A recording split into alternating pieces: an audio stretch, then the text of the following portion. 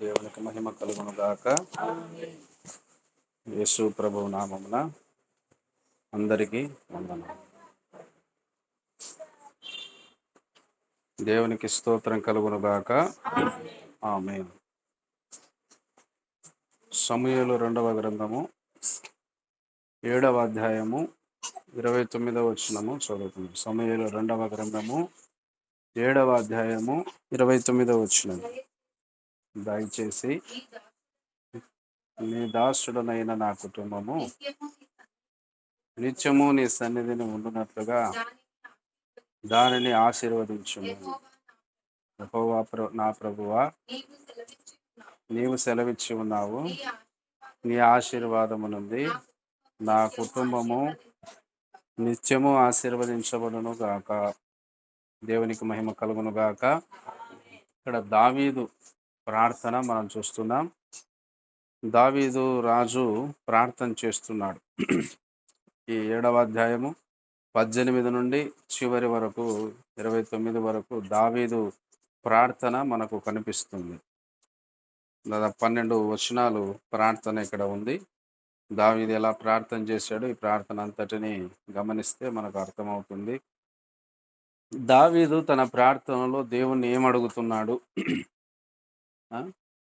దావీదు తనను దేవునికి ఏ విధంగా సమర్పించుకున్నాడు అని చూసినట్లయితే, దయచేసి నీ దాసుడనైన నా కుటుంబము, నీ దాసుడనైన నా కుటుంబం. మనల్ని దేవుడు ఏదైనా కొంచెం ఆశీర్వదించి కొంచెం గొప్ప చేస్తే దాసులుగా ఉన్న మనం బాసులైపోతాం. నేనంటే ఏమనుకున్నావు, నా అధికారము, నా ధనము, నా బలము, నా శక్తి అని చాలా మంది ఎగిసిపడుతుంటారు. కానీ దావీదు రాజైన తర్వాత కూడా అతడు దేవునికి ఏ విధంగా ప్రార్థిస్తున్నాడో చూడండి. దయచేసి నీ దాసుడనైన నా కుటుంబం, నేను దాసుడను. ఎవరికి? నీకు, నీ దాసుడను. ఈ మాట దాంట్లో ఎంత లోతైన అర్థం ఉంటుందంటే, దాసుడు అంటే బానిస. బానిస అంటే అర్థం ఏంటంటే అధికారం లేనివాడు. బానిస అంటే యజమానుడు ఏమి చెప్తే, ఏ గీత గీస్తే ఆ గీతలో ఉంటాడు. అది బానిస జీవితం. దావీదు ఎవరికి బానిసగా ఉండాలనుకుంటున్నాడంటే, దావీదు ఎవరికి దాసునిగా ఉండాలనుకుంటున్నాడంటే దేవునికి. అయ్యా, నువ్వు నా యజమానుడవు, నేను నీ యొక్క బానిసను, నువ్వు ఏ గీత గీస్తే ఆ గీతలో నేను ఉంటా. ఇలాంటి ప్రార్థనలకే కదండి జవాబులు వచ్చేది. దేవుడు ఏదో మనకు బాకీ ఉన్నట్టు, నువ్వు చెయ్యి, మాకు అది కావాలా, ఇది కావాలా, ఏదో మనమేమో ఆయనకు అప్పిచ్చినట్టు. అప్పిచ్చి వడ్డీ పెరిగిపోయింది, ఎప్పుడు ఇచ్చావు నువ్వు? ఇవా ఇప్పుడే? ఎప్పుడు చేస్తావు? ఎన్నాళ్ళకు చేస్తావు? ఏదో పెద్ద మనం ఆయన మన కింద పనుడు, మనం యజమాని లెక్క ప్రార్థనలు చేస్తూ ఉంటారు కొంతమంది. ప్రార్థనలో భయం కనపడాలండి. అందుకనే భయభక్తులు గల వారి మొర ఆయన వింటాడు. ప్రార్థనలో కూడా భయం ఉండాలి, దేవుని పట్ల భయం. అరే, నేను ఎవరు, ఆయన ఎవరు? ఆయన యజమానుడు, నేనెవరు? దాసుణ్ణి. మీరు చెప్తారా ప్రార్థనలో, ప్రభువా నీ దాసుడిని నేను, నీ దాసురాలను. మరియా అనింది దూతతో, నేను నీ ప్రభు దాసురాలను, నీ మాట చొప్పున నాకు జరుగును గాక అనింది. అంటే దేవుని కార్యాలు మనలో జరగాలంటే మనం దాసులుగా ఉండాలండి, బాసులుగా కాదు.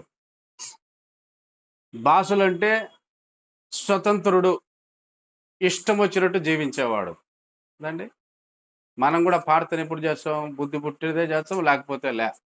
ఇష్టం ఉంటే చేస్తాం, లేకపోతే లే. ఎప్పుడు వస్తాం మందిరానికి? బుద్ధి పుడితే వస్తాం, లేకపోతే లే. అంటే ఎంత స్వతంత్రులమో మనము. దేవునికి బానిసలం కాదు, స్వతంత్రులం. స్వేచ్ఛ ఉంది నాకే, ఎవరు నువ్వు అడిగేకి, నన్ను అడిగేకి, నాకు బుద్ధి పుడితే వస్తా అంతే. అది స్వేచ్ఛ. దాసులకు స్వేచ్ఛ ఉండదు. ఆయన అక్కడ కూర్చోమంటే అక్కడ కూర్చుంటారు, ఎక్కడ నడవమంటే అక్కడ నడుస్తారు, ఏం చేయమంటే అది చేస్తారు. అది దాసుని లక్షణం. పౌలు కూడా కొత్త నిబంధనలో మనం చూసినప్పుడు క్రీస్తు యేసు దాసుడనైన పౌలను నేను అంటాడు. పౌలుకు ఎంత కృపావరాలు ఉన్నాయంటే ఆయన ఎక్కడికి పోతే అక్కడ దయ్యాలు గడగడలాడుతాయి. వ్యాధులు ఆయన చేతి రుమాలు తగిలి వ్యాధులు పోతున్నాయి. ఆయన ఎక్కడికి పోతే అక్కడ అద్భుతాలు జరుగుతున్నాయి. అటువంటి పౌలు గారు నేను దాసుణ్ణి, క్రీస్తు యేసుకు దాసుణ్ణి. కాబట్టి ప్రియులారా, నీ దాసుడనైన నా కుటుంబము, చూడండి, నీ దాసుడనైన నా కుటుంబము తర్వాత నిత్యము నీ సన్నిధిన ఉండునట్లుగా దానిని ఆశీర్వదించుము. దావీదు యొక్క ప్రార్థనలో ఆయన అడుగుతున్నటువంటి మరి ముఖ్యమైన మాట ఏంటంటే, అయ్యా నీ దాసుడనైన నాకు ఒక కుటుంబం ఇచ్చావు. నేను గొర్రెలు కాసుకుంటా ఉంటే నాకు పాపను ఎవరిస్తారు? బిడ్డను ఎవరిస్తారు? నాకు పెళ్లి కూతురుని ఎవరిస్తారు గొర్రెలు కాసుకునేవానికి? ఇప్పుడు ఆడపిల్లల్ని ఎవరైనా మాకు ఒక అల్లుడు కావాలా, వాడు గొర్రెలు కాసుకునేవాడు అయి ఉండాలని ఎవరైనా కోరుకుంటారా? ఎవరిస్తారయ్యా? గొర్రెలు కాసుకుంటున్నటువంటి నాకు భార్యనిచ్చావు. దావీదుకు అనేక మంది భార్యలు ఉన్నారు. ఆ కాలంలో అది చెల్లిందిలేండి, చట్టబద్ధంగా. ఆ కాలంలో చట్టబద్ధం అది. ఆయనకు భార్యలనిచ్చాడు దేవుడు, కుటుంబాన్ని ఇచ్చాడు, పిల్లల్ని ఇచ్చాడు, కుటుంబాన్ని ఇచ్చాడు. ఒంటరిగా ఉన్న దావీదును జంటగా చేశాడు, ఒక కుటుంబముగా చేశాడు, ఒక తండ్రిగా చేశాడు. కాబట్టి ఆ కుటుంబాన్ని బట్టి ప్రార్థన చేస్తున్నాడు. కొన్నిసార్లు చాలా మంది జీవితాలు గమనిస్తే పెళ్లి వరకు బాగుంటారు ప్రభుతో, పెళ్లి వరకు. ఎందుకంటే ఒంటరి జీవితం కదా. పెళ్లి వరకు మందిరానికి వస్తారు, పెళ్లి వరకు ప్రార్థన చేస్తారు, పెళ్లి వరకు బైబిల్ చదువుతారు, పెళ్లి వరకు పాటలు పాడతారు. పెళ్లి తర్వాత, కుటుంబం వచ్చిన తర్వాత ప్రభు దగ్గరకు రావడం మానేస్తారు, ప్రార్థన చేయటం మానేస్తారు, బైబిల్ చదవటం మానేస్తారు, పాటలు పాడటం మానేస్తారు. ఇది ఎంత విచిత్రమైన విషయం ఏంటంటే, ఒంటరిగా ఉన్నప్పుడేమో భక్తి చేస్తుంది, కానీ ఒక కుటుంబం వచ్చిన తర్వాత దేవునికి దూరం అయిపోయే వాళ్ళను ఎంతో మందిని మనం గమనిస్తాం. కానీ దావీదు తనకు కుటుంబం వచ్చిన తర్వాత కూడా అంతకుముందు ఎలా ప్రార్థన చేసేవాడో, అంతకుముందు ఎలా పాటలు పాడేవాడో, అంతకుముందు దేవుణ్ణి ఎలా ఆరాధించేవాడో, అంతకుముందు దేవుని సన్నిధులు ఎలా ఉండేవాడో, ఇప్పుడు కూడా అలాగే ఉన్నాడు. మన జీవితంలో ఏ భాగస్వామి వచ్చినా, వాళ్ళు పురుషులు కావచ్చు, స్త్రీలు కావచ్చు, మన జీవితంలోకి ప్రభుని నమ్మిన వారి జీవితంలోకి ఒంటరిగా ఉన్న నిన్ను జంటగా దేవుడు ఎందుకు చేస్తున్నాడు, ఒక కుటుంబం ఎందుకు చేస్తున్నాడంటే నువ్వు ఆయనకు దూరం అయిపోవటానికి కాదు, ఆయన్ను విడిచిపోవటానికి కాదు, ఆయన్ను మర్చిపోవటానికి కాదు. ఎందుకంటే జంటగా చేసేది కుటుంబంతో కలిసి దేవుణ్ణి ఆరాధించటానికి, కుటుంబంతో కలిసి ప్రభును సేవించటానికి. అందుకనే యెహోషువ గ్రంథం 24వ అధ్యాయం 15వ వచనంలో యెహోషువ భక్తుడు అంటున్నాడు, అయ్యా మీరు ఎవరిని సేవిస్తారో కోరుకోండి, నేనును నా ఇంటి వారును యెహోవాను సేవిస్తాం. చూసారా, నేను ఒక్కడిని ఆరాధన చేసుకుంటాలే, నాకొక్కనికే ప్రభు అబ్బినాడు, నేను ఒక్కనే మందిరానికి పోతా ఆరాధన చేసుకుంటా, నా కుటుంబంతో నాకు పని లేదు అనడం లేదు యెహోషువ. నేనును, బాగా గుర్తుపెట్టుకోండి, ఒక ప్రభువు నమ్మిన విశ్వాసి ఎప్పుడూ ప్రభుని ఆరాధించట్లో తన కుటుంబాన్ని వదిలిపెట్టకూడదు, తన కుటుంబాన్ని మర్చిపోకూడదు.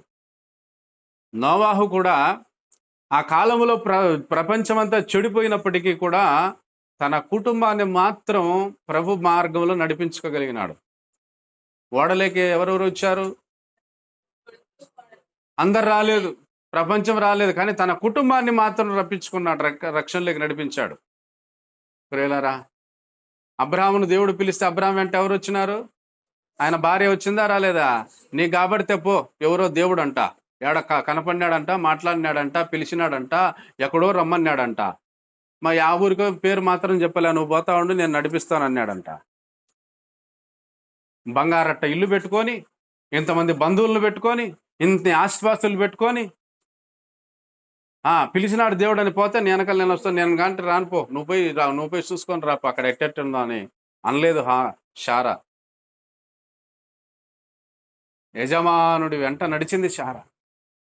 అబ్రాహాము కుటుంబంతో కలిసి దేవుని వెంబడించాడు ప్రియులారా. అందుకనే దావీదు తన కుటుంబము కొరకు ప్రార్థన చేస్తున్నాడు. తన కుటుంబాన్ని ప్రార్థనలో ఎత్తిపడుతున్నాడు. దయచేసి నీ దాసుడనైన నా కుటుంబము. ఎవరి కోసం ప్రార్థిస్తున్నాడమ్మా? కుటుంబం కొరకు ప్రార్థన చేస్తున్నాడు. కుటుంబ ప్రార్థనలో కుటుంబము కొరకు అయినా ప్రార్థన చేస్తున్న దావీదుని గురించి మనం వింటున్నాం. నీ దాసుడనైన నా కుటుంబము ఏం చేయాలా? ఏం కావాలా? మన కుటుంబాల కోసం కూడా రోజు ప్రార్థన చేస్తుంటాం. మనం ప్రభువు నమ్మిన విశ్వాసులైన మనము మన కుటుంబాల కొరకు ప్రార్థిస్తూ ఉంటాం. ఏమని ప్రార్థిస్తూ ఉంటాం అండి?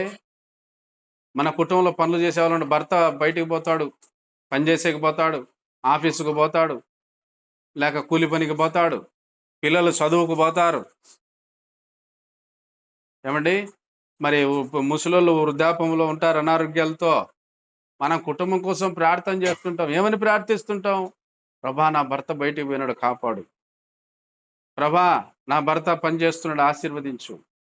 ప్రభా, నా పిల్లల చదువుని ఆశీర్వదించు. ప్రభా, మా అమ్మ నాయన, మా ముసలి వాళ్ళు ఇంట్లో ఉన్నారు, వాళ్ళకి మంచి ఆరోగ్యమే. పెళ్లి కాకపోతే మా పిల్లలకు పెళ్లిళ్ళు కావడానికి సహాయం చేయి. ఉద్యోగాలు రాకపోతే మా పిల్లలకు ఉద్యోగాలు రావడానికి సహాయం చేయి. ఏది అవసరం ఉంటే అవన్నీ పెట్టి ప్రార్థన చేస్తాం. మంచిదే, అవన్నీ మనం చేస్తున్న ప్రార్థనలన్నీ కూడా అవసరమే. కానీ దానికి మించిన ప్రార్థన మనం ఒకటి మర్చిపోతున్నాం. అది దావీదు చేస్తున్నాడు. ఇది ఉందో లేదో మనం చేసే ప్రార్థనలో గమనించండి. దయచేసి నీ దాసుడనైన నా కుటుంబము నిత్యము నీ సన్నిధిని ఉండునట్లుగా దానిని ఆశీర్వదించు. దావీదు కోరిక, దావీదు ప్రార్థన ఏమిటంటే తన కుటుంబం ఎక్కడుండాలంట? నిత్యము, సంవత్సరానికి ఒకసారి, పండగ ఒక్కొక్కసారి నీ సన్నిధిలో నా కుటుంబం ఉండాల ప్రభువా అని అడగడం లేదు. ఎప్పుడెప్పుడంట? నిత్యం. బహుశా యోబును గురించి విని ఉన్నాడేమో దావీదు. యోబు కూడా నిత్యము అలాగు చేయుచుండెను. ఏం చేస్తున్నాడు నిత్యము యోబు? యోబు గ్రంథం 1వ అధ్యాయం 6వ వచనం మనం చదివితే, తన పిల్లల విషయమై ప్రతిరోజు వారు ఎక్కడ పాపము చేసిరో అని చెప్పి వారి నిమిత్తం, ఒక్కొక్కరి నిమిత్తం, ఎంతమంది పిల్లలు? 10 మంది పిల్లల నిమిత్తం ఒక్కొక్కరి నిమిత్తం బలి అర్పించుచు వచ్చాను. యోబు నిత్యము అలాగు చేయుచుండెను. నిత్యము ప్రతిరోజు ప్రార్థన చేసేవాడు తన పిల్లల కొరకు. ప్రియులారా, కనుక దావీదు కూడా ఏం కోరుకుంటున్నాడంటే, ప్రభా, నిత్యము నీ సన్నిధిలో నా కుటుంబము ఉండునట్లుగా ఆశీర్వదించు. నీ సన్నిధిలో ఉండాలి నా కుటుంబం. నీ సన్నిధిలో ఉండాలి అంటే అర్థం ఏంటి? నా కుటుంబం అంతా నీ ఎదుట కనపడాలి. నా కుటుంబం అంతా కలిసి మేము ప్రార్థన చేయాల. మా కుటుంబం అంతా కలిసి నీ ఎదుట నిలబడాల, కనపడాల మేము. ప్రియులారా, అది దావీదు కోరుకుంటున్నాడు. నిత్యము నీ సన్నిధిలో ఉండునట్లుగా ఆశీర్వదించు. ఎందుకు దావీదు దేవుని సన్నిధిని కోరుకుంటున్నాడు? ఎందుకు కోరుకుంటున్నాడు? ఏముంది దేవుని సన్నిధిలో? తను వ్యక్తిగతంగా కోరుకున్నాడు, కుటుంబ పరంగా కోరుకున్నాడు. వ్యక్తిగతంగా ఎలా కోరుకున్నాడు చూడండి. కీర్తన 27:4 చరణం చదవండి. కీర్తన 27:4.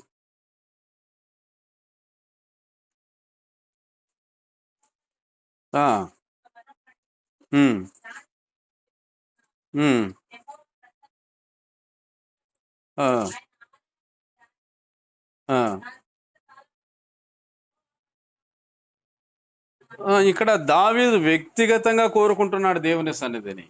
ప్రభా, నేను నీ దగ్గర ఒక వరం అడుగుతున్నా, ఆ వరము నాకు దయచేయి. ఆ వరం ఏమిటంటే, నేను నీ ఆలయములో ఉండాల, నీ ఆలయములో ధ్యానించాలి, నీ ప్రసన్నతను చూడాలి. దాని కొరకు నా జీవిత కాలమంతా నేను యెహోవా మందిరంలో నివసింపగోరుదును. ఏమ్మా, ఎవరినన్నా కానీ మనం ఒకరిని చూసి నువ్వు ఖచ్చితంగా సచ్చే వరకు మందిరానికి వస్తానే ఉండాలి. వారం వారం అన్నామనుకో, వాళ్ళ ముఖం ఎట్లుంటుంది? గుడ్లు ఉరిమి చూడరు ఎట్లా? ఏమయ్యా, ఏంది చచ్చే వరకు వారం వారము మందిరానికి రావాలనా? మాకేం పని లేవు. ఒక ఆయనను మేము చెప్పలేదు, దానికి సాక్ష్యం జాషువా గారు ఉన్నారు.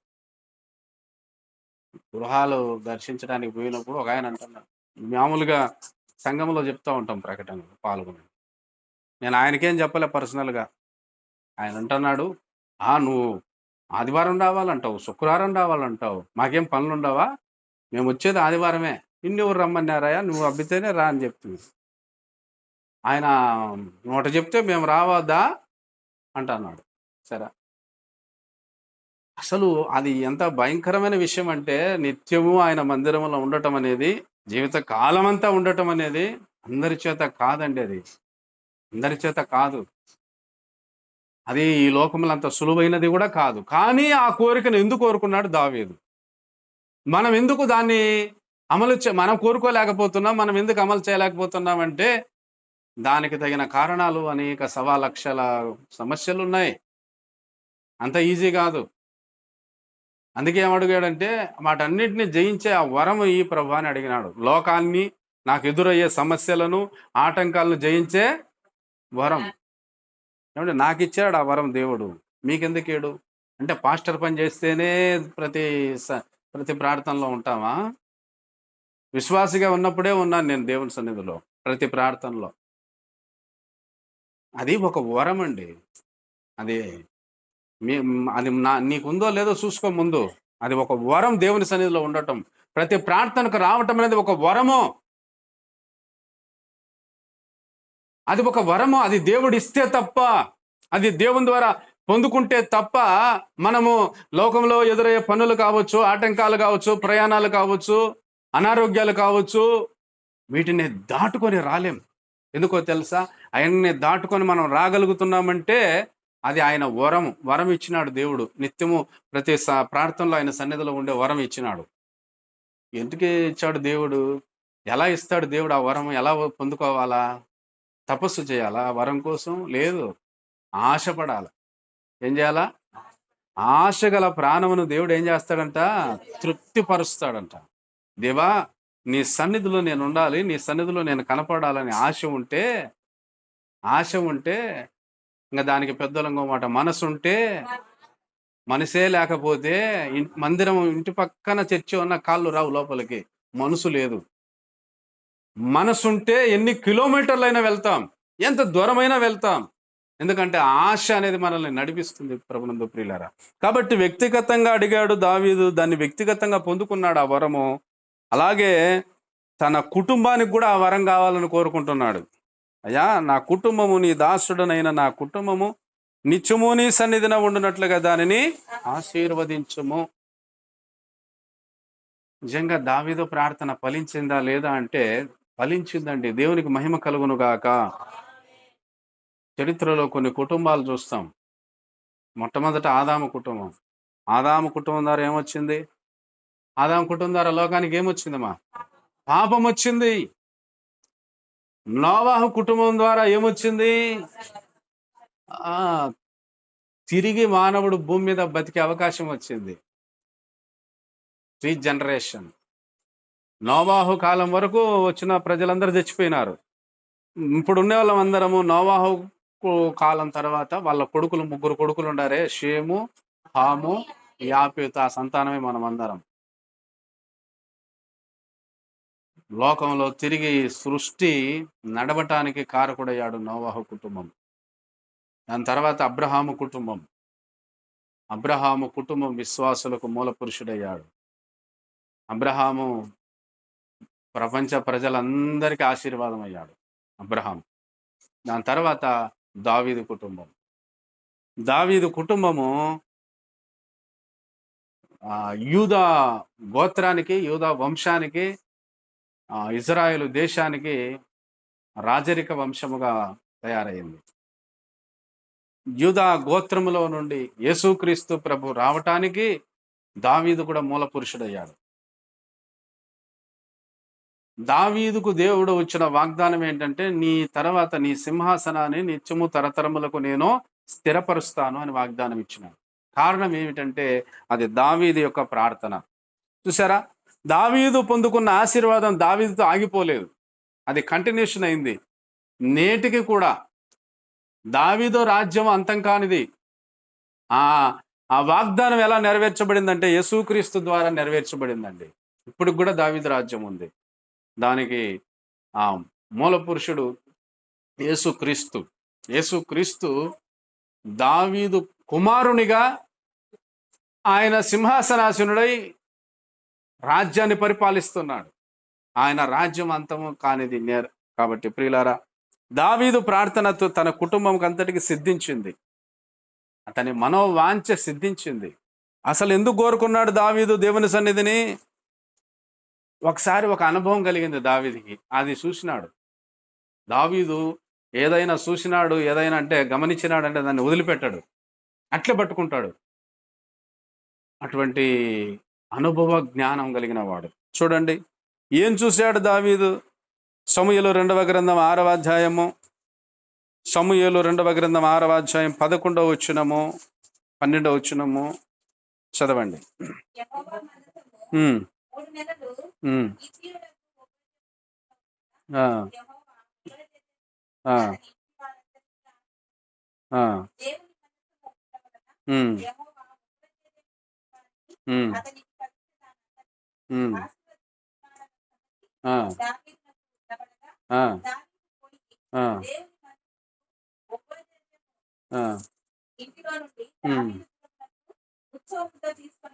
దేవునికి మహిమ కలుగును గాక. దావీదుకు రాజు అయిన తర్వాత మొట్టమొదటిసారిగా ఏం చేశాడంటే మందసాన్ని యెరూషలేముకు వచ్చాడు. అంతకుముందు అది షిలోహులో ఉండేది. సమూయేలు కాలం వరకు, సౌలు కాలం వరకు మందసము షిలోహులో ఉండేది. ఆ షిలోహులో ఉన్నటువంటి మందసాన్ని యెరూషలేముకు తీసుకురావాలి. ఎందుకంటే యెరూషలేము దావీదు రాజధాని, తానున్న చోటనే మందసాన్ని కూడా తీసుకురావాలని, తాను దేవుని కొరకైన ఒక మందిరము యొక్క స్థలాన్ని కొన్నాడు. బలిపీఠం కట్టడానికి, మందిరాన్ని కట్టడానికి ఒక స్థలం కొన్నాడు. అక్కడికి తీసుకొని రావాలని మందసాన్ని తీసుకొచ్చే ప్రయత్నంలో క్రమము తప్పి లేవీయులు మోయాలి, కానీ మామూలు మనుషులు ఎత్తుకొని సంతోషంతో దాన్ని పట్టుకోబోయినారు. ఎద్దు కాలు జారినప్పుడు బండిలో నుంచి బండి మీద తీసుకొని వచ్చేటప్పుడు అది జారింది. ఆ పెట్టె ఒక ఆయన బయట పట్టుకోబోయాడు, చనిపోయినాడు. ఏం పేరు ఆయన పేరు? ఉజ్జియా అనే వ్యక్తి. చనిపోతానే దావీదు భయపడిపోయి, అయ్యో ఇదేంటి, ఆ పెట్టె ముట్టుకుంటానే చచ్చిపోయినాడే మనిషి, మరి ఇది నా దగ్గర ఉంటే నేను ఎలాగ భరిస్తాను అని చెప్పేసి భయపడిపోయి అక్కడ దగ్గర ఉన్న ఒక లేవీయుడు ఒబేదేదేమో ఇంటిలో, అయ్యా ఇది నేను ఇంట్లో పెట్టుకో అని చెప్పేసి అక్కడే పెట్టేశాడు. ఒబేదేదేమో అనే వ్యక్తి ఇంట్లో పెట్టినాడు. మందసము ఒబేదేదు ఇంటిలో ఉండగా ఎన్ని నెలలు ఉందంట? 3 నెలలు ఉండగా, 3 నెలలు మందసము, యెహోవా మందసము 3 నెలలు గిత్తీయుడగు ఒబేదేదేము ఇంటిలో ఉండగా యెహోవా ఒబేదేదేమును అతని ఇంటి వారినందరినీ, ఎంత ఆశీర్వాదానికి మూలం, ఆశీర్వాదానికి సూత్రం ఏమిటో ఇక్కడ చూస్తున్నాం. మందసం, దేవుని మందసం అన్నది అక్కడ ఉంటే దాన్ని బట్టి యెహోవా ఒబేదేదేమును అతని ఇంటి వారిని అందరినీ, అతనికి కలిగిన దానిని అంతటిని, చూసారా 3 రకాల ఆశీర్వాదం. ఒకటి వ్యక్తిగతంగా, రెండోది కుటుంబ పరంగా, మూడోది వారికి కలిగినటువంటి వస్తు పరంగా. ఏమేమి ఉన్నాయో వస్తు వాహనాలు, అతనికి కలిగించిన పొలములు భూములు, అతనికి కలిగిన అంతటిని కూడా ఏం చేశాడంట? దేవుడు ఆశీర్వదించను. ఈ వార్త దావీదుకి వినపడింది. 12లో చూస్తున్నాం. దేవుని మందసము ఉండుట వలన యెహోవా ఒబేదేదేము ఇంటి వారిని అతనికి కలిగిన దానిని అంతటిని ఆశీర్వదించుచున్నాడన్న సంగతి దావీదుకు వినబడగా దావీదు ఏం చేశాడంట? ఊరికే ఉండలే. నేను మందసం ఉంటే కీడు అవుతుందేమో, అది భరించలేమో అనుకున్నాం, కానీ ఇదేమిటి, మందసం ఉంటే ఆశీర్వాదం వస్తుందా? మందసం ఉంటే మనకు కలిగినదంతటి అది దేవుడు దీవిస్తాడా అని ఎప్పుడైతే తెలుసుకున్నాడో, తెలుసుకున్న మరుక్షణం ఆగలే. ఎట్లా తీసుకురావాలి? అప్పుడు ఆయనకు బలుపు వెలిగింది. మందసాన్ని ఎలాగంటే అలాగ తీసుకురాకూడదు. లేవీయుల చేత దాన్ని మోసుకొని రావాలి. కింద ఈ వచనాలన్నీ చదువుకోండి, అది కనపడతది. దావీదు క్రమం చెప్తాడు. ఎవరు మోయాలా? ఎట్లా మోయాలా? బలులర్పించుకుంటూ ఆ మందసాన్ని తీసుకొని వచ్చాడు. అప్పుడే నాట్యం ఆడాడు. ఆ నిబంధన మందసం వస్తుండగా నాట్యమాడి మరి ఆ మందసాన్ని యెరూషలేముకు దగ్గరికి తీసుకొచ్చాడు. తాను ఏర్పరిచిన స్థలం దగ్గరికి తీసుకొచ్చాడు. ప్రియులారా, ఆ మందసము అన్నది దేవుని సన్నిధికి గుర్తు. మందసములు ఏముంటాయి? మందసములు ఏముంటాయమ్మా? మందసములో యెహోవా ధర్మశాస్త్రం రాతి పలకలు ఉంటాయి. మందసములో మన్నా అనే బంగారు పాత్ర ఉంటుంది. మన్నా కలిగిన బంగారు పాత్ర ఉంది. మందసములో చిగురించిన అహరోను చేతి కర్రలు ఉంటాయి. ఈ 3 ఉంటాయి. ప్రియులారా, ఆ ధర్మశాస్త్రము దేవుని వాక్యం రాతి పలకలు. ఆ బంగారు పాత్ర గల మన్నా మరి జీవాహారమైన యేసుక్రీస్తుకు గుర్తు. చిగురించిన అహరోను చేతికర్ర యేసుక్రీస్తు పునరుత్థానానికి గుర్తు. ప్రియులారా, మరి ఎక్కడైతే వాక్యం ఉంటుందో, ఎక్కడైతే జీవాహారమైన యేసు ప్రభు ఉంటాడో, ఎక్కడైతే ఆయన మరణ పునరుత్థానం తెలపోసుకుని ఆరాధిస్తారో అక్కడ దేవుని సన్నిధి ఉంటుంది. ఆ నిబంధన మందసం వారి ఇంట ఉండగా 3 నెలలుంటే ఆశీర్వదించేసరికి దావీదు, అరే మొదట తీసుకొచ్చింది నేనే కదా, వాళ్ళ ఇంట్లో పెట్టింది నేనే కదా, అది నాకు రావాల్సిన ఆశీర్వాదం వాళ్ళ ఇంట్లో ఉంది ఏంటి? అది నాకే కావాలి. కొంతమంది దేవుని బిడ్డలు దేవుళ్ళు ఎదుగుతా, దేవుళ్ళు వర్ధిల్లుతా, దేవుళ్ళు ఆశీర్వదించబడతా ఉంటే కొంతమంది చూసి కూడా మాకేలా, వాళ్ళకి అబ్బిందిలే చర్చికి పోయేకి, మాకేడ అబ్బింది, వాళ్ళు బాగుండరు పోనీలే, మేము ఇట్లే ఉంటాం. కొంతమంది దేవునిలో ఎదుగుతూ ఆశీర్వదించబడుతున్న విషయాన్ని చూసి కూడా, అరే వాళ్ళు దేవుళ్ళ ఎదుగుతున్నారు, ఆశీర్వదించబడు, నేను కూడా అలా ఉండాలని, నాకు కూడా కావాలి ఆశీర్వాదం అని కోరుకొని వాళ్ళు ఎంతోమంది ఊరు చూస్తారు కానీ చేయరు. దావీదు వినబడగానే, లేదు నాకు కావాలి ఆశీర్వాదం, ఎందుకంటే నేనే కదా తీసుకొచ్చిన దాన్ని, నేను తీసుకొచ్చిన నేనే పొందుకోలేకపోతే ఎట్లా అండి? నేనే పొందుకోలేకపోతే ఎట్లా? కాబట్టి నాకు కావాలి, నా ఇంటి వారికి కావాలి ఆశీర్వాదం అనే మందసాన్ని తీసుకొచ్చేసాడు. దేవుని సన్నిధిలో ఉండే ఆశీర్వాదం ఎంత గొప్పదో దావీదు తెలుసుకున్నాడు కాబట్టి ఈ విధంగా ప్రార్థన చేస్తున్నాడు. దయచేసి నీ దాసుడనైన నా కుటుంబం నిత్యము నీ సన్నిధిని ఉండునట్లుగా దానిని ఆశీర్వదించుము. యెహోవా నా ప్రభువా, నీవు సెలవిచ్చి ఉన్నావు, నీ ఆశీర్వాదమునందు నా కుటుంబం నిత్యము ఆశీర్వదింపబడును గాక, నిత్యము ఆశీర్వదించబడును గాక అని ప్రార్థించాడు. నీ ఆశీర్వాదం ఉన్నది అంటే దేవుని సన్నిధి అనేది మన ఇంటిలో ఉంటే ఆ ఇంటిని దేవుడు ఆశీర్వదిస్తాడు అనేది గుర్తుపెట్టుకోండి. దేవుని సన్నిధి మన ఇంటిలో ఉంటే ఏం చేస్తాడమ్మా? మనం కొన్ని ఇండ్లకు పోతే దేవుని సన్నిధి ఉందో లేదో కనపడుతుంది. ఆ ఇంటిలోని వాతావరణం, అక్కడ ప్రార్థన చేసినటువంటి ఆ ప్రభావం అక్కడ కనపడుతుంది ఆ ఇంట్లో. కొన్ని ఇంట్లోకి పోతే చీకటి కనపడుతుంది. ఎందుకో తెలుసా? ప్రార్థన లేదు, వాక్యం లేదు, విశ్వాసం లేదు, ఆరాధన లేదు. ఆ గృహాలు చీకట్లో ఉంటాయి. ఆ ఇంటికి పోతేనే మనకు కూడా కంపరం పుట్టినట్టు ఉంటుంది. ఎప్పుడెప్పుడు బయటకు పోవాలనిపిస్తుంది, పోయిస్తామంటాం. ఎందుకు? దేవుని సన్నిధి లేదు అక్కడ.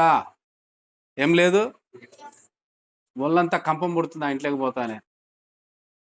కొన్ని ఇంట్లోకి పోతే ఇంకా ఇంకొక గంట సేపు కూర్చుందామా అనిపిస్తుంది. అది దేవుని సన్నిధి ఉన్న అనుభవం.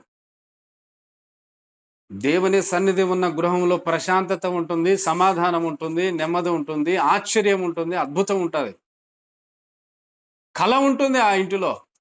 ఏంది రంగులు కొట్టుకుంటే వచ్చే కళ కాదు అది. కింద గ్రానైట్ వేసుకుంటే, టైల్స్ వేసుకుంటే వచ్చే కళ కాదు అది. ప్రార్థన ప్రభావం. ఆ గోడలు, ఆ వాకిళ్ళు, కిటికీలు మొత్తం ఆ ఇంటిలో ప్రార్థన ప్రభావం అనేది ఆ సన్నిధి అక్కడ కనపడుతుంది. ఏమండి? కాబట్టి ఆ దేవుని సన్నిధి అనేది ఎక్కడైతే ఉంటుందో అక్కడ దేవుడు ఆసీనుడు అవుతాడు, దేవుడు ఉంటాడు, దేవుడు ప్రత్యక్షం అవుతాడు, దేవుడు ఆ ఇంటిని ఆశీర్వదిస్తాడు. అందుకని దేవుని సన్నిధి మన గృహాల్లో ఉండాలంటే మన ఇంటిలో ప్రార్థన ఉండాలి, మన ఇంటిలో పాటలు ఉండాలి, ఆరాధన ఉండాలి, మన ఇంటిలో వాక్యం ఉండాలి. వాక్యం చదువుకొని ఒకరికొకరు చెప్పుకోవాలా. వాక్యం చెప్పుకునేకి రాకపోతే వినింటారు కదా ఆదివారం, అది ఇలా ఉండాలని మాట్లాడుకోవాలి, వాక్యం మాట్లాడుకోవాలి. ఇప్పుడు కొంతమంది ఫోన్లు చేసి చెప్తా ఉంటారు, కొట్లాడుకుంటూ ఉంటారు. కొట్లాడుకునేటప్పుడు బూతు మాటలు వస్తూ ఉంటాయి. బూతు మాటలు కాదు దేవుని బిడ్డల గృహాల్లో ఉండాల్సింది, దేవుని వాక్యం ఉండాలి. దేవుని వాక్యం ఉన్న చోట బూతు మాటలు ఉండవు. వెలుగున్న చోట చీకటి ఉండదు. దేవుడున్న చోట దయ్యం ఉండడు. దేవుని సన్నిధి ఉన్న చోట, ప్రశాంతత ఉన్న చోట కలవరం ఉండదు. అవి లేకపోతేనే కలవరము, భీతి, బూతు మాటలు, చెడ్డ మాటలు.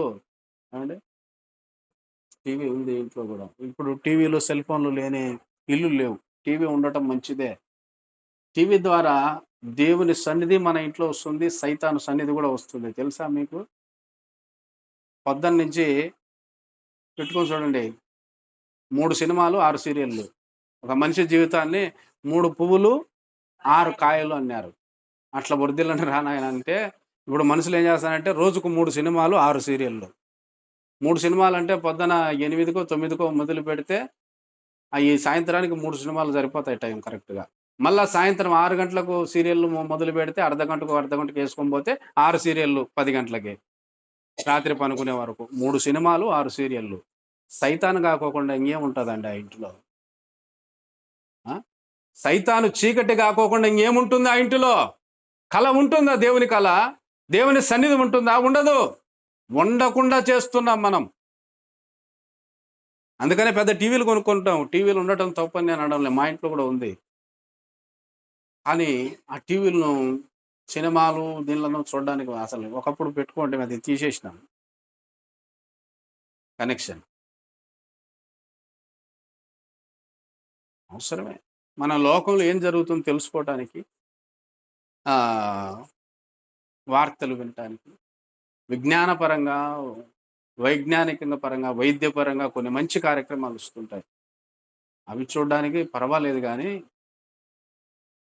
సినిమాలు, సీరియళ్ళు జీవితాలను పాడు చేస్తాయి, మనసును పాడు చేస్తాయి. కాబట్టి ప్రియులారా, దావీదు దేవుని సన్నిధి కొరకు ప్రార్థన చేశాడు. కానీ వాళ్ళ కొడుకు సొలొమోను జ్ఞానం కోసం ప్రార్థన చేశాడు.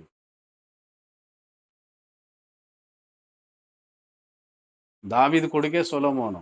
కానీ దావీదు అడిగినట్టు సొలొమోను అడగలేదు. సొలొమోను ఏమడిగినాడు? జ్ఞానాన్ని అడిగినాడు. అయితే సొలొమోనుకు దేవుడు జ్ఞానం ఇచ్చినాడు అడిగినట్టుగానే. కానీ అతని జ్ఞానం అతనితోనే నశించిపోయింది. వాళ్ళ కొడుకు రాలే ఆ జ్ఞానం. సొలొమోను తర్వాత అతని కొడుకు రాజు అయినాడు యూదా మీద. మీ పేరు తెలుసా? రెహబాము. రెహబాము రాజు అయిపోతే తన తండ్రి సొలొమోనుకున్న జ్ఞానంలో ఒక్క రవ్వు కూడా లేదు అతనికి. పెద్దలు వచ్చినారు, నాయన మీ నాయన మా మీద బరువు చాలా మోపినాడు, మీరు దాన్ని నువ్వు తేలిక చేసినట్లయితే మేము మీకు దాసులుగా ఉండి నీకు ఎప్పటికీ మీ తండ్రికి సేవ చేసినట్టే మీకు కూడా సేవ చేస్తామని చెప్పినారు ఇశ్రాయేలు పెద్దలు 12 గోత్రాలలో వచ్చి. అడిగితే రెహబాము ఏం చేసినాడంటే, సొలొమోను కొడుకు, వాడికి జ్ఞానం లేదు, తనతో పాటు పెరిగిన యూత్ను, యవనస్తులను, స్నేహితులను పిలిచినాడు. రే ఇక రాండ్రా, నా దగ్గరికి పెద్దోళ్ళంతా వచ్చినారు, గడ్డాలు మీసాలు పెట్టుకుని పెద్ద పెద్దోళ్ళంతా వచ్చినారు. ఇప్పుడు వాళ్ళు ఇట్ట అడిగినారు, నన్ను ఏం చేయమంటారా, మీరు చెప్పండి రా అని అడిగినాడు యవనస్తుల్ని. రే నువ్వు వాళ్ళకి భయపడి చెప్పినావు అనుకోరా, నీ నెత్తి మీదకి ఎక్కుతారు. కాబట్టి నువ్వేమనాలంటే, మా తండ్రి చెయ్యి కంటే నా చిటికిన వేలు ఎక్కువ బరువు ఉంటుంది మీ మీద అని చెప్పు, నా చిటికిన వేలే భారంగా ఉంటుందని చెప్పు. మీరేమో మమ్మల్ని పనులు తగ్గి భారం తగ్గి అంటున్నారు, ఇంకా నేను మీ మీద ఇంకా రెట్టింపు చేస్తానని చెప్పు అన్నాడు. అని చెప్తే అదేమో చెప్పినారు వాళ్ళకి. అప్పుడు వాళ్ళు ఏం చేసినారంటే, ఏదో తగ్గించమని అడగడానికి వస్తే నువ్వు ఇంకా పెంచుతావా, నీతో మాకేం పని, మా మా రాజ్యం మేము చూసుకుంటామని 10 గోత్రాలు వాళ్ళు తిరుగుబాటు చేసినారు. రెహబాము కాలంలో రాజ్యము 2గా చీలిపోయింది. రాజ్యం 2గా చీలిపోయింది. సౌలు, దావీదు, సొలొమోను వరకు ఇశ్రాయేలు రాజ్యం ఐక్యంగా ఉంటే, సొలొమోను కొడుకు కాలంలో రాజ్యం 2గా చీలిపోయింది. ఎందుకంటే ఈడు జ్ఞానం లేనోడు. ఆ జ్ఞానం తనతో సొలొమోనుతోనే అంతమైపోయింది. కొడుకులకు అబ్బలే. కొడుకులకు రాలే ఆ జ్ఞానం. కానీ దావీదు చేసిన ప్రార్థన తన తర్వాత తన కుటుంబానికి కూడా వచ్చింది. దేవుడు దావీదు తర్వాత తన కుటుంబాన్ని కూడా కనికరించాడంటే కేవలము దావీదు ప్రార్థనను బట్టి. ప్రియులారా, మనకెంత జ్ఞానం ఉన్నా మన పిల్లలకు రాదు. మనకెంత ఆస్తిపాస్తులున్నా మన పిల్లలకు రావు. మనకున్న తెలివితేటలు మన పిల్లలకు రాకపోవచ్చు. కానీ మన తర్వాత వాళ్ళకొచ్చేది ఏంటంటే, మనం చేసే ప్రార్థన. దేవుని సన్నిధిలో వారు ఉండునట్లుగా మనం చేస్తున్నామే, ఆ ప్రార్థన వాళ్ళు నిత్యము దేవుని సన్నిధిలో ఉండేటట్టుగా చేస్తుంది. అందుకనే దేవుడంట కనికరిస్తే ఆయన ఎవరిని కనికరిస్తారో వారిని 1000 తరముల వరకు కనికరిస్తాడంట.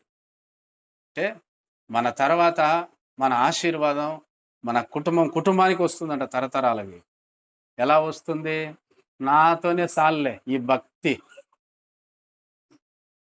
మేమే చచ్చిపోయే వరకు చర్చికి పోతామో లేదో తెలియదు. ఎప్పుడు మధ్యలో ఆపేస్తామో తెలియదు. మా పిల్లలకు ఎలా అనుకునేవానికి కాదు. ప్రభువా, ఈ భక్తి, ఈ రక్షణ మేము అనుభవిస్తున్న నీ సన్నిధి మాతోనే కాదు, మా తర్వాత మా పిల్లలకి.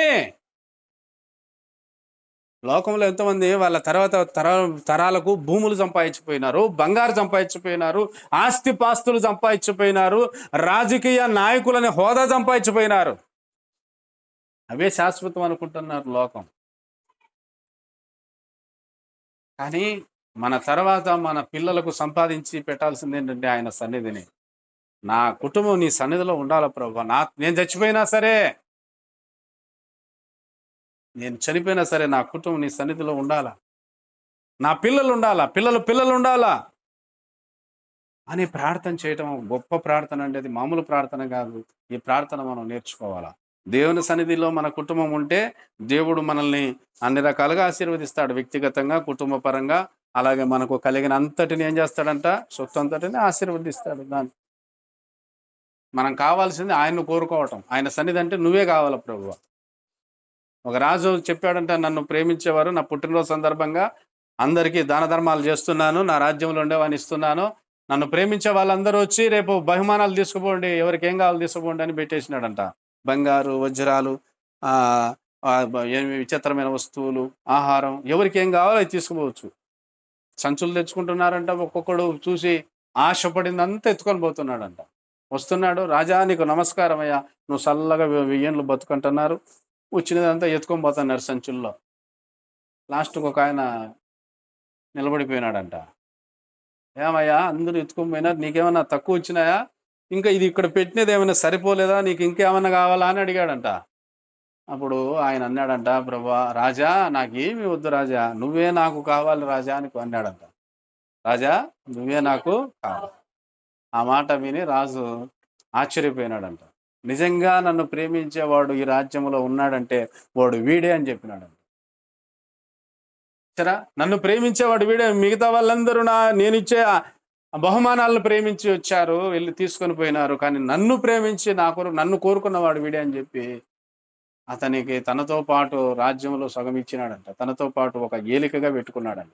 దేవునికి మహిమ కలుగును గాక. మనం కూడా కోరుకోవాల్సింది అదే. ఏం కావాలి బాబు, ఏం కావాలి నాయన అని దేవుడు మనల్ని అడిగితే, దేవా నువ్వే కావాలా నాకు, ప్రభువా నువ్వే కావాలి, నీ సన్నిధి కావాలా అని కోరుకుంటే అన్నీ వచ్చినట్టే. జ్ఞానం అడిగినా, డబ్బులు అడిగినా, ఆయుష్ అడిగినా, అధికారం అడిగినా, అంతస్తులు అడిగినా ఎంతకాలం ఉంటాయి?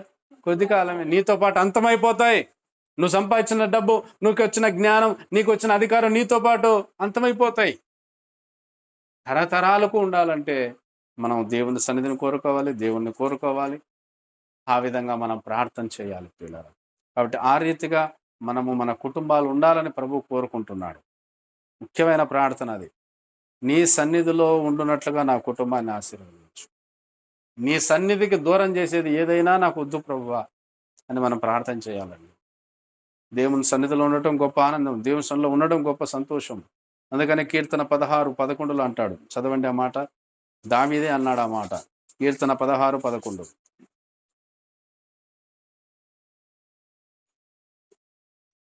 జీవ మార్గము ఆ, నీవు నాకు తెలియజేసేదవు. ఉమ్. నీ సన్నిధిని సంపూర్ణ సంతోషము కలదు. నీ సన్నిధిని సంపూర్ణ సంతోషము కలదు. నీ కుడి నీ చేతిలో కుడి చేతిలో నిత్యము సుఖములు నిత్యము సుఖములు కలవు. దావీదు అంటాడు, ఎక్కడుందంటే సంపూర్ణ సంతోషం దేవుని నీ సన్నిధిలో సంపూర్ణ సంతోషం కలదు. ప్రియులారా, అందుకని అది రుచి చూచినాడు, ఆయన అనుభవించినాడు. ప్రార్థన చేసుకునేటప్పుడు తనకెంత ఆనందం కలిగిందో, తనకెంత సంతోషం కలిగిందో, తనకెంత ధైర్యం కలిగిందో, తనకెంత ఆదరణ కలిగిందో అవన్నీ దావీదు రుచి చూసి తెలుసుకున్నాడు. కాబట్టి ప్రభువా, నాకు ఇన్ని సమస్యలు, కష్టాలు, శ్రమలు, బాధలు వచ్చినా తట్టుకొని నిలబడినానంటే అది కేవలం నీ సన్నిధి. నీ సన్నిధిలో నేను మోకరించి ప్రార్థించినప్పుడల్లా నన్ను నువ్వు బలపరిచినావు, నన్ను ధైర్యపరిచినావు, నన్ను ఆదరించినావు, నన్ను నిలబెట్టినావు. శత్రువుల చేతికి నా ప్రాణం చిక్కకోకుండా నువ్వు కాపాడినావు అంటే నీ సన్నిధి మాత్రమే. ఎందుకంటే కాబట్టి నాకు నేను పొందుకున్న ఆనందం, ఆ సంతోషం, ఆ ఆదరణ నా కుటుంబం కూడా పొందుకోవాలా. అందుకని మన ఇంట్లో ఉండే వాళ్ళకి ప్రార్థన పరిచయం చేయండి, ప్రార్థన చేయటం నేర్పించండి. పిల్లలకు, పెద్దలకు, రాని వాళ్ళకు 2 మాటలు చెప్పు అనే ప్రార్థన చెప్పించండి, ప్రార్థన పలికించండి. కొంతమంది 4 కూర్చో ఉంటారు, పాట పాడుతూ ఉంటే 3 మూత ముడుచుకొని ఉంటారు, 1 మాత్రం పాడుతూ ఉంటారు. ఏమి నీకు నోరు లేదా, పాడో అనాలా వాళ్ళను కూడా. ఎప్పుడు పాడతావు పాట? ఇప్పుడు పాడకపోతే. నాకు ఒకప్పుడు యేసుప్రభు పాటలు పాడేకి రాదు, రాగ సహితంగా ఎట్లోట పాడేవాడిని, రాకపోయినా పాడాలని ఆశ. దేవుడు పాటలు రాసేకి కృప ఇచ్చాడు, దాదాపు ఒక 50 పాటలు పాడటానికి, ఆ రాగమును గుర్తుపట్టడానికి దేవుడు సహాయం చేశాడు. పాడంగా వస్తాయి. నాకేం రాదనుకుంటే వెనకలనే ఉంటాం. ఆశ ఉండాలి మనలో. ఏముండాలా? ఆశ ఉంటే నీకు అబ్బుతుంది, పాడేకి అబ్బుతుంది, ప్రార్థన చేసేకి అబ్బుతుంది, ఆరాధన చేసేకి అబ్బుతుంది, నీ అబ్బుతాయి. కాబట్టి ప్రియులారా, అది మనతోనే ఆగిపోకూడదు, మన కుటుంబం కూడా అది పొందుకోవాలా, మన పిల్లలకు అది నేర్పించాలా, మన కుటుంబానికి అది అందించాలా. అంటే తల్లిదండ్రులు వెళ్ళిపోతారు, కానీ ఆ పిల్లలు కానీ వాళ్ళు కానీ, మా తల్లిదండ్రులు మాకు రోజు ఇట్లా ప్రార్థన నేర్పించేవాళ్ళు, ఇట్లా ప్రార్థన చేసేవాళ్ళు, మేము కూడా ఇట్లా చేయాలా అనేది వాళ్ళ తర్వాత తరం కూడా నేర్చుకోవాలండి. బైబిల్లో ఒక మాట ఉంది, న్యాయాధిపతుల గ్రంథంలో కనపడుతుంది, యెహోవాను ఎరుగని ఒక తరము ప్రారంభము కాగా. వాళ్ళకు ఒక తరం అంతటికి యెహోవాను ఎరగని తరం వచ్చిందంట ఇశ్రాయేలీయుల్లో. దానికి కారణం ఎవరు? అసలు యెహోవా దేవుడు ఎలా ఉంటాడు, ఎలా ఆరాధించాలో తెలియని తరం వచ్చిందంట. దానికి కారణం ఎవరండి? వాళ్ళ ముందు తరం వాళ్ళు ఎత్తేసినారు, ప్రార్థన ఎత్తేసినారు, పాట ఆరాధన ఎత్తేసి చర్చికి పోవడాలు మానేసినారు, ఆరాధన చేయడం మానేసినారు, తినడము, తాగడం, పండుకోవడమే అదే అయిపోయింది వాళ్ళ అమ్మ నాన్న. వాళ్ళ అక్కడితో ఆగిపోయేతలకి వాళ్ళ పిల్లలకు యెహోవా అంటే ఎవరో తెలియదు, ఆరాధన అంటే తెలియదు, పాట అంటే తెలియదు, ప్రార్థన అంటే తెలియదు, కూర్చోవడం అంటే తెలియదు. కొంతమంది చూడండి, మీరే కానీ ఇంత ఓపికగా కూర్చున్నారు. మన ఇంట్లో పిల్లల్ని కూర్చోబెడితే కూర్చుంటారా? ఎందుకంటే వాళ్ళకి అలవాట్లేదే. కూర్చోరా అంటే వాళ్ళని చేతులు కాళ్ళు సంఖ్యలు లేచినట్టు ఉంటుంది. ఎందుకంటే నేర్పిలేదు వాళ్ళకి. అయితే అవన్నీ నేర్పించాలండి. దేవునిలో కూర్చోవడం నేర్పించాలా, ప్రార్థన చేయటం నేర్పించాలా. ఎలాగైనా సరే మనం వాళ్ళని బ్రతిమలాడుకుంటావో, కోపపడతావో, మరి ఏం చేస్తావో, కానీ దేవునిలో కూర్చోబెట్టి మనం వాళ్ళని దేవుని సన్నిధిలో పరిచయం చేయాలా, దేవునికి అప్పగించాలా. వాళ్ళు మన ప్రార్థన వినాలా, మన భక్తి వాళ్ళు కూడా చూసి నేర్చుకోవాలా, మన సమర్పణ వాళ్ళు తెలుసుకోవాలా. ఆ విధంగా దేవుని సన్నిధిలో ఉంటే మన కుటుంబం మనతోనే కాదు, మన తరమంతట్లు, మన తరతరములు దేవుడు ఏం చేస్తాడు, దాన్ని ఆశీర్వదిస్తాడు. దావీదు ప్రార్థన విని దేవుడు దావీదు తర్వాత కూడా అతని కుటుంబమును ఆశీర్వదించాడు. దేవునికి మహిమ కలుగును గాక. మన కొరకు యేసుప్రభు రక్తం కాచి ప్రాణం పెట్టి చనిపోయి తిరిగి లేచి మనకి గొప్ప రక్షణ ఇచ్చినాడు, ఆయన సన్నిధిలో ఉండే భాగ్యం ఇచ్చినాడు. మరి అలాగే యేసుప్రభు 2వ సారి రాబోతున్నాడు. ప్రభు రాకడకు సిద్ధంగా ఉందాం. అంటే కృప దేవుడు మనకు అనుగ్రహించును గాక. ఆమేన్. ప్రార్థన చేసుకుందాం.